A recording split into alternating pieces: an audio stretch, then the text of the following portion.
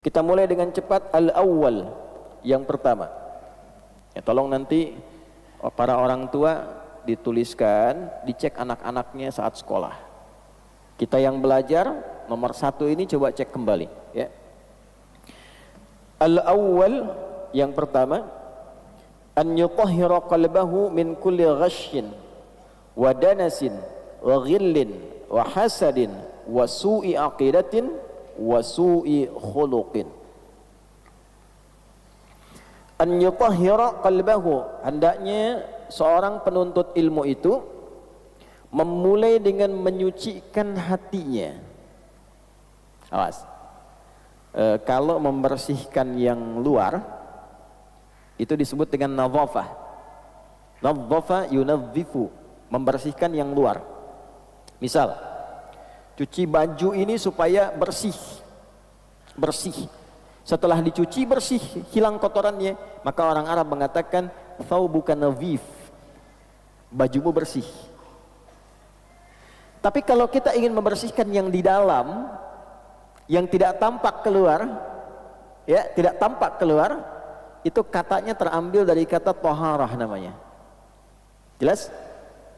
Ada urid an utahhira qalbi, saya ingin membersihkan bagian hatiku, tak nampak keluar.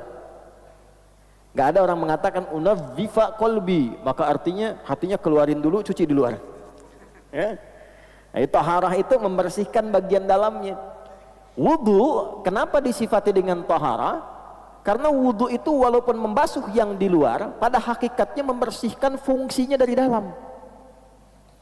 Ya, Anda kalau baca Quran surah kelima Al-Maidah di ayat yang ke-6, ya ayyuhalladzina amanu idza qumtum ilas salati faghsilu wujuhakum, terus sampai ke bawah tentang wudu, itu ujungnya disebutkan liyutahhirakum, untuk memberikan taharah pada dirimu.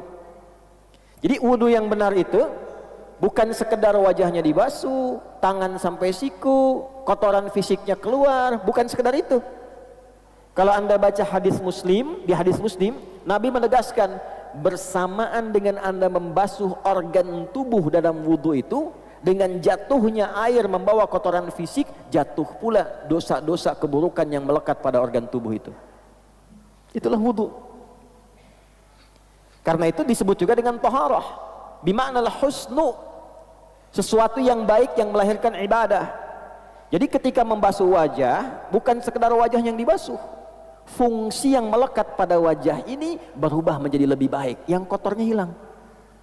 Di wajah kan ada mata, di wajah ada lisan, di wajah ada hidung. Jadi kalau orang wudunya benar, itu bukan sekedar raf'al hadathi, menghilangkan yang kotor di wajah, bukan, tapi juga raf'adz dzambi wadzunubi, menghilangkan kotoran dosa, noda-noda yang tak tampak di lisan, di mata, di hidung. Jadi kalau orang wudunya benar itu, matanya nggak lihat maksiat lagi, ada cahaya di matanya.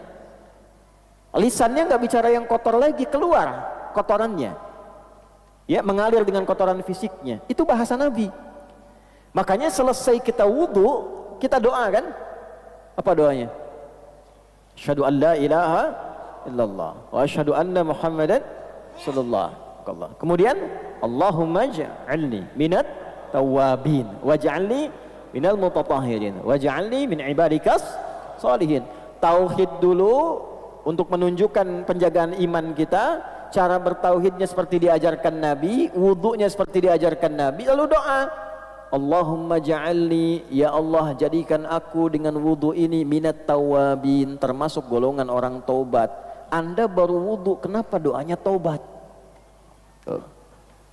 Sampai situ gak? Karena hakikat wudu itu menghilangkan sesuatu yang kotor. Kotor secara fungsi, ini lisan kotor. Maka saat wudu taubat, bukan hanya membuang apa yang ada di mulut, kotoran fisik. Itu kotoran-kotoran non fisik keluar, taubat kita. Makanya ulama sambil mengajarkan, mempraktekkan hadis yang disampaikan Nabi, sambil mengajarkan saat kumur-kumur, ya Allah jadikan lisan ini lisan yang baik, lisan sudkin fil awwalin wal akhirin. Di hati kita sampaikan itu, minta wajahnya wajah yang baik, tangannya mengerjakan yang baik-baik.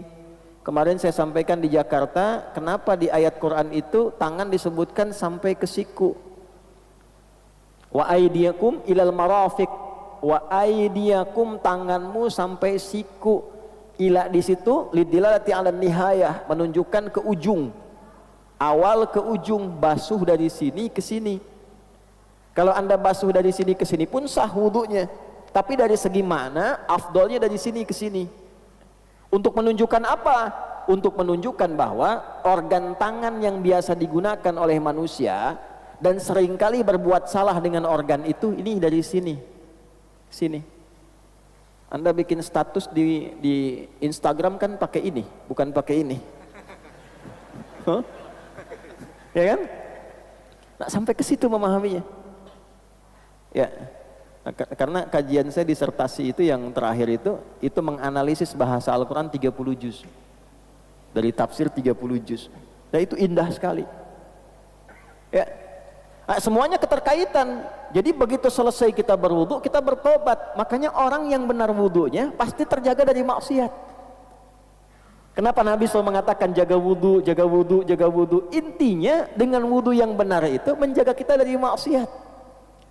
Latihan awalnya nahan batal, ya kan? Ditahan supaya nggak batal. Lama-lama terbiasa. Dan itu ketika dibawa pulang ke akhirat langsung ditandai oleh Allah. Di antara yang dibangkitkan pertama kali kata Nabi dari umatku, dia akan bangkit dengan wajah yang bercahaya, ghurral muhajjalin min atharil wudu, dari bekas wudunya. Para ulama memaknai dua, bekas wudu yang pertama rajin wudu. Makna yang kedua, dari rajin itu terjaga anggota tubuhnya dari perbuatan maksiat. Nah, perbuatan yang menghindari dari maksiat ini, tangan tidak bermaksiat, mulut tidak bermaksiat, telinga tidak bermaksiat, itulah yang menjadikan organ tubuh bercahaya di hari kiamat. Bukan karena airnya. Jadi itulah taharah. Penuntut ilmu saat akan mulai datang ke majlis ilmu, maka para ulama menyimpulkan dari keterangan Nabi, nanti ada hadisnya. Yang pertama dilakukan adalah an yutahhira qalbahu, membersihkan, menyucikan keadaan hatinya sebelum dia menerima ilmu. Ya, saya ambil beberapa referensi. Yang pertama saya ambil nasihat Imam Waqi dulu kepada Imam Asy-Syafi'i, dari kalangan salaf yang terdahulu, tersambung nanti ke tabi'in, ke sahabat dan seterusnya. Kata Imam Asy-Syafi'i rahimahullahu ta'ala, syakautu waqi'an an su'i hifzi. Saya pernah konsultasi kepada Imam Waqi guruku tentang kurang bagusnya hafalanku. Kira-kira kalau Imam Syafi'i kurang bagus hafalannya sebagaimana ya? Mungkin titik beda sedikit dengan koma mungkin ya? Ya, itu disebut masih kurang bagus. Karena di ilmu hadis itu kan Imam Syafi'i itu ahli hadis juga. Imam dalam fikih, imam juga dalam tafsir, imam dalam hadis. Mujtahid mutlak. Kalau mujtahid mutlak itu sudah nggak usah ditanya itu. Quran, tafsir, hadis, fikih, usul fikih dan sebagainya. Ya, di ilmu hadis itu kalau ada lupa sedikit aja, nanti turun kualitasnya. Ya, itu nanti tanda yang kedua dari 5 syarat hadis sahih. Mattasala isnaduhu binaqlil adlid dhabiti anil adlid dhabiti min ghairi syudzudin wala illatin qadihah. Syarat hadis sahih itu 5. Muttasil sanadnya, bersambung sampai ke Nabi sallallahu alaihi wasallam. Nah, orang-orang yang bersambung itu diteliti lagi. Satu, punya sifat adil enggak? Yang kedua, dhabit enggak? Dhabit itu kuat hafalan sehingga kalau ditanya enggak robah-robah. Ditanya sekarang, 5 menit kemudian, besok, 2 bulan kemudian, jawabannya masih konsisten sama. Beda sedikit saja, turun kualitas dari sahih jadi hasan. Hasan pertama kali diperkenalkan oleh Imam At-Tirmidzi karena perbedaan tingkat hafalan. Kata Imam Asy-Syafi'i, syakautu waqi'an, aku mengadukan kepada guruku Imam Waqi an su'i hifzi, akan kurang bagusnya hafalanku. Fanasahani an atrukal ma'asi bima ma'na, maka beliau menasihati aku agar berusaha terus meninggalkan maksiat. Maksiat itu kan lawannya taat. Ya. Kalimatnya belum selesai. Faqala, maka beliau berkata, al-ilmu nurun wa nurullahi la yunzalu ilal 'asi. Ilmu itu cahaya, dan cahaya Allah tidak akan ditanamkan pada hati-hati yang berisi perbuatan maksiat. Di hadis Muslim, kalau ada orang berbuat maksiat, di hadis Muslim itu nanti tertanam di hatinya naktah sauda, noda hitam. Kalau terus berbuat maksiat, kumpul, ketutup cawan hatinya. Kan ilmu yang bagus tuh masuknya ke sini, Pak, Bu. Bukan ke sini. Kalau ke sini jadi hafalan. Kalau ke sini jadi amalan. Kalau ke sini Anda hanya akan pandai berdebat. Kalau ke sini Anda akan pandai mencari hikmah untuk mencari kebenaran.